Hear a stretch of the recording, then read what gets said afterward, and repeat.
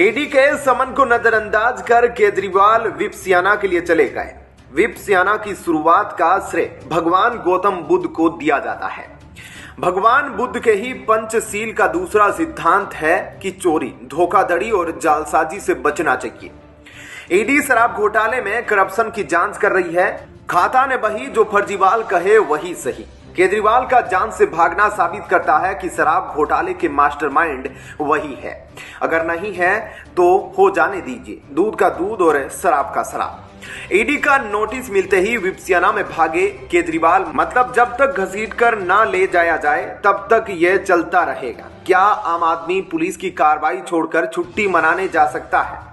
इस बीच केजरीवाल ने सोचा भी नहीं होगा कि विप सियाना के लिए पंजाब जाने का अंजाम यह होगा। शिरोमणि अकाली दल ने पंजाब के मुख्यमंत्री भगवंत मान पर आम आदमी पार्टी के नेता अरविंद केजरीवाल को राजनीतिक शरण देने और प्रवर्तन निदेशालय के समन के बीच उन्हें बचाने का आरोप लगाया। दिल्ली के मुख्यमंत्री अरविंद केजरीवाल को प्रवर्तन निदेशालय ने बृहस्पतिवार को पूछताछ के लिए बुलाया है। मुख्यमंत्री बुधवार शाम होशियारपुर जिले के एक विप सियाना केंद्र में 10 दिनों के प्रवास के लिए पहुंचे।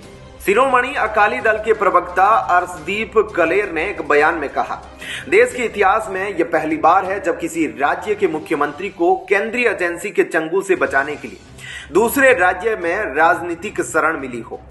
कलेर ने केजरीवाल से इस बात का जवाब देने को कहा कि अगर वे निर्दोष है तो प्रवर्तन निदेशालय से भाग क्यों रहे हैं। उन्होंने कहा, यह स्पष्ट है कि केजरीवाल पूछताछ का सामना नहीं कर सकते। आम आदमी पार्टी ने मंगलवार को समन जारी करने के समय पर सवाल उठाते हुए कहा था कि पार्टी के अधिवक्ता नोटिस का अध्ययन कर रहे हैं और कानूनी रूप से उचित कदम उठाए जाएंगे। पार्टी ने कहा था कि केजरीवाल का विप सियाना सत्र पूर्व निर्धारित था और यह जानकारी सार्वजनिक थी। आप सांसद राघव चड्ढा ने कहा था, हर कोई जानता है कि मुख्यमंत्री 19 दिसंबर को विप सियाना सत्र के लिए जा रहे हैं। वे नियमित रूप से इस ध्यान सत्र के लिए जाते हैं। यह एक पूर्व निर्धारित और पूर्व घोषित कार्यक्रम है। शर्म आनी चाहिए राघव चड्ढा और केजरीवाल को, जो सत्येंद्र जैन, मनीष सिसोदिया, संजय सिंह जैसे घोटालेबाजों को बचाने के लिए किस हद तक गिर गए हैं। जब सुप्रीम कोर्ट ने कह दिया कि इन सब के खिलाफ ईडी के पास पर्याप्त सबूत है, तो फिर केजरीवाल और केजरीवाल के चमचे क्यों रोते रहते हैं कि ईडी के पास कोई सबूत नहीं है। इससे पहले राघव चड्ढा ने कहा था, अरविंद केजरीवाल के खिलाफ पूरा मुकदमा ही फर्जी है। एजेंसियों के पास रत्ती भर भी सबूत नहीं है। यह केवल आम आदमी पार्टी को फंसाने का षड्यंत्र है। ऐसे में क्या कहना है आपका इस खबर पर? कमेंट सेक्शन में जरूर बताएं। जय हिंद, जय भारत। हम तो पढ़े लिखे ईमानदार लोग हैं जी। केजरीवाल पार्टी चल रही है। आम आदमी पार्टी के कैबिनेट मंत्री अमन अरोड़ा समेत 9 लोगों को सुप्रीम कोर्ट ने सुनाई 2 साल की सजा। अमन अरोड़ा का अपने जीजा राजेंद्र दीपा के साथ पारिवारिक झगड़े को लेकर 2008 में दर्ज हुई थी शिकायत। केजरीवाल और उनकी पार्टी कट्टर ईमानदार है। इतनी ज्यादा ईमानदार है कि ईमानदारी भी उनकी ईमानदारी देखकर शर्मा जाए। केजरीवाल और आप सरकार को एक और बड़ा झटका लगा है। पंजाब की एक अदालत ने केजरीवाल की आम आदमी पार्टी सरकार के कैबिनेट मंत्री अमन अरोड़ा समेत 9 व्यक्तियों को 2 साल की सजा सुनाई है। बता दें कि सजा पाने वालों में कांग्रेस के पूर्व जिला अध्यक्ष व जिला योजना बोर्ड के पूर्व चेयरमैन राजेंद्र सिंह राजा भी शामिल है, जबकि एक व्यक्ति की मौत हो चुकी है। आईपीसी की धारा 452, 148 के तहत सभी आरोपियों को 2 साल और धारा 323, 149 के तहत 1 साल की सजा सुनाई गई। सब डिविजनल जुडिशियल मजिस्ट्रेट ने सजा सुनाई। बता दें कि इस समय अमन अरोड़ा आप पार्टी में वरिष्ठ नेता व कैबिनेट मंत्री है। वहीं राजेंद्र दीपा अकाली दल के महासचिव पद पर बने हुए हैं। सुनाम में दोनों नेताओं के घर आमने सामने हैं। आरोप है कि अमन अरोड़ा ने अपने 8 साथियों के साथ मिलकर उन पर हमला कर दिया। पुलिस पर राजनीतिक दबाव के कारण मामला दर्ज नहीं होने दिया गया, जिसके लिए उन्हें अदालत की मदद लेनी पड़ी। अब इस मामले में उन्हें न्याय मिल गया है। एक व्यक्ति की पहले ही मौत हो चुकी है। जानकारी के अनुसार अमन अरोड़ा के बहनोई राजेंद्र दीपा ने कोर्ट में साल 2008 में शिकायत दर्ज कराई थी। शिकायत में दीपा ने आरोप लगाए थे कि अमन अरोड़ा और उनके साथियों ने घर में घुसकर हमला किया था। उस समय अमन अरोड़ा व राजेंद्र दीपा दोनों ही कांग्रेस में थे। गौरतलब है कि कुछ महीने पहले ही पंजाब के मुख्यमंत्री भगवंत मान ने अमन अरोड़ा से आवास और शहरी विकास सहित 2 महत्वपूर्ण विभाग वापस ले लिए थे।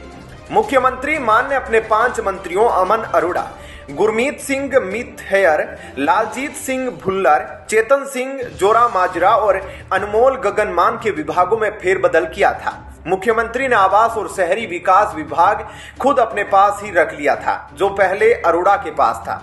इसके अलावा मुख्यमंत्री ने सुनाम से आप विधायक अमन अरोड़ा को रोजगार सृजन और प्रशिक्षण विभाग दिया था। वहीं सूचना और जनसंपर्क विभाग पहले अमन अरोड़ा के पास था, लेकिन उसे चेतन सिंह जोरा माजरा को दे दिया गया था। अमन अरोड़ा ने 2016 में आम आदमी पार्टी का दामन थामा था।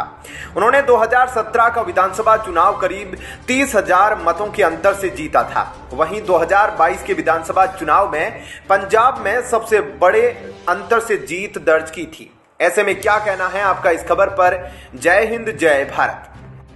पिछली बार व्हिप सियाना के लिए जयपुर जाने वाले केजरीवाल ने इस बार अपनी साधना के लिए पंजाब का चुनाव किया है। जयपुर में सरकार बदल गई है और वहां से गिरफ्तारी संभव है।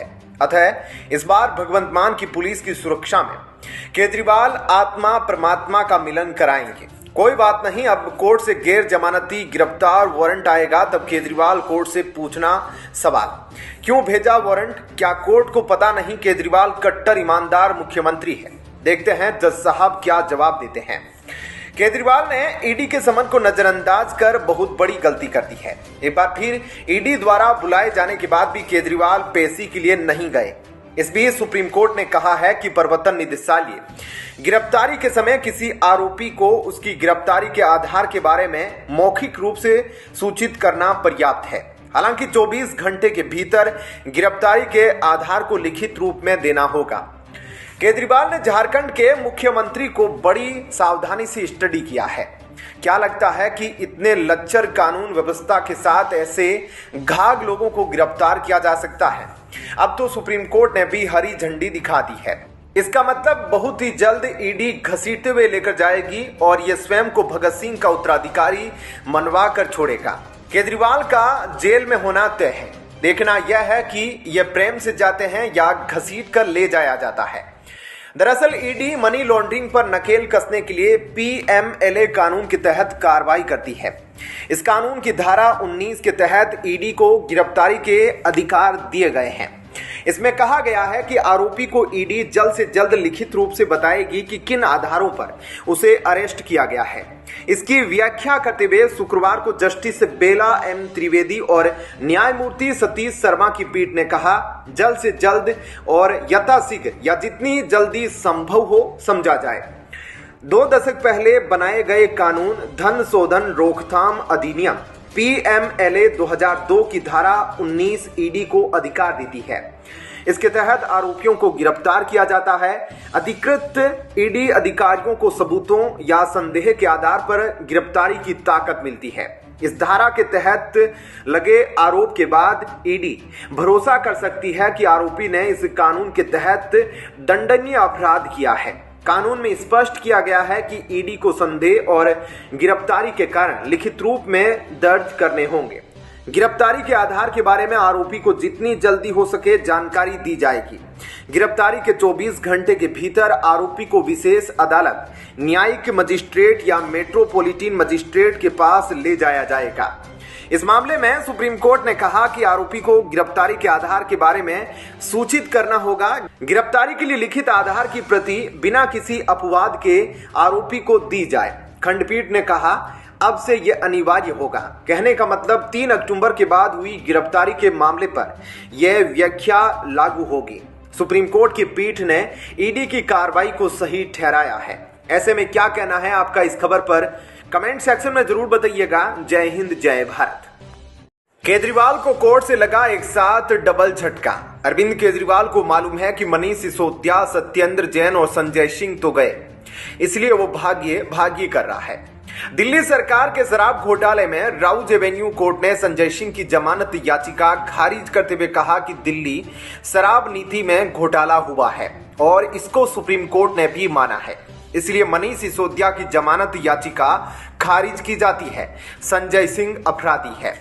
साल 2023 खत्म होने में अब कुछ ही दिन बचे हैं। लोग क्रिसमस और न्यू ईयर के जश्न की तैयारी में लगे हैं। हर कोई नए साल को लेकर विशेष प्लानिंग करता है और न्यू ईयर रेजोल्यूशन भी प्लान कर रहा है।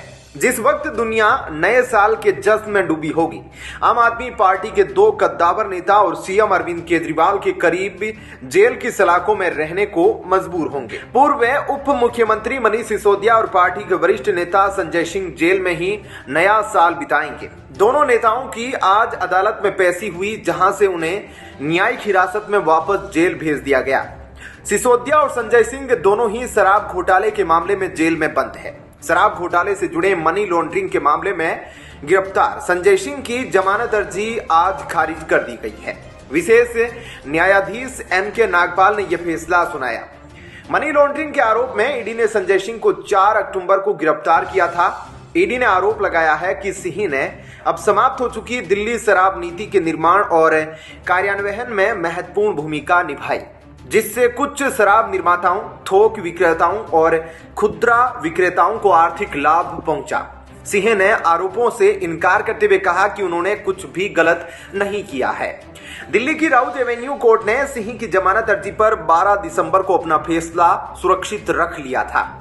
दलीलों के दौरान सिंह की ओर से पेश वरिष्ठ वकील मोहित माथुर ने न्यायाधीश से कहा था कि प्रवर्तन निदेशालय ने सिंह को गिरफ्तार करने से पहले उन्हें एक बार भी पूछताछ के लिए नहीं बुलाया था। दावा किया गया कि आरोपी से सरकारी गवाह बने दिनेश अरोड़ा और अन्य गवाहों के बयानों में विरोधाभास है। पूर्व उप मुख्यमंत्री मनीष सिसोदिया दिल्ली शराब नीति से जुड़े सीबीआई केस में जेल में बंद है। आज मनीष सिसोदिया की न्यायिक हिरासत की अवधि खत्म हो रही थी, जिसके मद्देनजर उन्हें कोर्ट में पेश किया गया। कोर्ट ने सीबीआई द्वारा दाखिल चार्जशीट पर संज्ञान लेते हुए मामले की सुनवाई की। दिल्ली शराब घोटाले में आरोपी मनीष सिसोदिया समेत दूसरे आरोपियों की तरफ से चार्जशीट की डॉक्यूमेंट्स की जांच मिलान सीबीआई दफ्तर जाकर किए जाने के लिए 15 जनवरी तक का समय दिया। सुबह 10 बजे से शाम 7 बजे तक सीबीआई दफ्तर जाकर डॉक्यूमेंट्स की जांच कर सकते हैं। ऐसे में क्या कहना है आपका इस खबर पर? कमेंट सेक्शन में जरूर बताइएगा। जय हिंद, जय भारत। आपका अभिनंदन। Thank you sir, thank you. India गठबंधन की गहमा गहमी के बीच बिहार सीएम का दिखा अश्लील अंदाज। कुछ तो गलत हो रहा है नीतीश जी के साथ। एक सीएम एक महिला को ऐसे बॉडी टच करके अभिवादन नहीं करता। बिहार के मुख्यमंत्री नीतीश कुमार एक बार फिर चर्चा में हैं। अब नीतीश कुमार ने अपने एक कार्यक्रम की संचालिका यानी एंकर के कंधे पर हाथ रख दिया और उनसे चुटकी ले ली। इस पर नीतीश कुमार की फिर चर्चा हो रही है। हालांकि भाजपा नेता सुशील मोदी ने इसे नीतीश कुमार की यौन कुंठा बताया है। दरअसल बिहार के सीएम नीतीश कुमार गुरुवार को पटना के वेटनरी कॉलेज ग्राउंड पहुंचे थे। यहां पर पशु संसाधन विभाग का एक कार्यक्रम आयोजित किया गया था। जब नीतीश कुमार कार्यक्रम में पहुंचे तो महिला एंकर ने स्वागत करते हुए कहा, सादर निवेदन माननीय मुख्यमंत्री महोदय से कि वो मंच पर आकर स्थान ग्रहण करें। इसके बाद मुख्यमंत्री नीतीश कुमार मंच की ओर बढ़े और एंकर को पास जाकर अपने दोनों हाथों से उसके कंधे पर हाथ रख दिया और कहा, आपका अभिनंदन। इसके बाद महिला एंकर मुस्कुराने लगी और कहा, thank you sir, thank you so much. मुख्यमंत्री नीतीश कुमार के इस व्यवहार को देखकर वहां खड़े अधिकारियों एवं लोगों के चेहरे पर मुस्कान तैर गई। नीतीश कुमार के इस अंदाज पर सुशील कुमार मोदी ने उन पर तंज कसा। सुशील मोदी ने नीतीश कुमार की इस व्यवहार को उनकी यौन कुंठा बताया और कहा कि उन्हें अपने आचरण और वाणी पर नियंत्रण नहीं है। भाजपा नेता ने उद्धोषिका का नाम सोमा चक्रवर्ती बताया।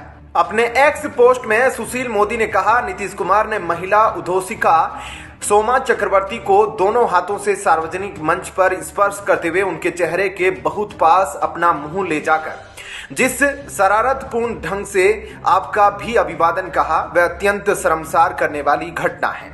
उन्होंने कहा कि सीएम की गहरी यौन कुंठा के कारण उनके शब्दों, संकेतों और सार्वजनिक व्यवहार से महिलाओं को लज्जित, अपमानित करने की घटनाएं बार बार हो रही है। भाजपा सांसद ने आगे कहा, नीतीश कुमार ने पिछले दिनों विधानमंडल के दोनों सदनों में प्रजनन दर रोकने की चर्चा करते हुए ऐसी भाषा का उपयोग किया जिससे महिला सदस्य अपमानित महसूस कर रो पड़ी थी। उन्होंने कहा कि सदन में अपने अश्लील वक्तव्य के कारण नीतीश कुमार ने जीवन में पहली बार बिना शर्त क्षमा याचना की थी। इससे पहले वे भाजपा की महिला विधायक निकी हेम्ब्रम पर आपत्तिजनक टिप्पणी कर चुके हैं। नीतीश कुमार पर तंज कसते हुए राज्यसभा सांसद ने कहा, नीतीश कुमार की मानसिक स्थिति को देखते हुए जेडीयू को अब नया नेता चुन लेना चाहिए, अन्यथा एक संवैधानिक पद पर बैठे व्यक्ति से महिलाओं के अपमान की कोई बड़ी घटना हो सकती है। उन्होंने कहा कि बिहार की चर्चित उद्योषिका और वरिष्ठ रंगकर्मी सोमा चक्रवर्ती को साहस कर नीतीश कुमार पर यौन उत्पीड़न का मामला दर्ज कराना चाहिए। ऐसे में क्या कहना है आपका इस खबर पर? कमेंट सेक्शन में जरूर बताएं। जय हिंद, जय भारत।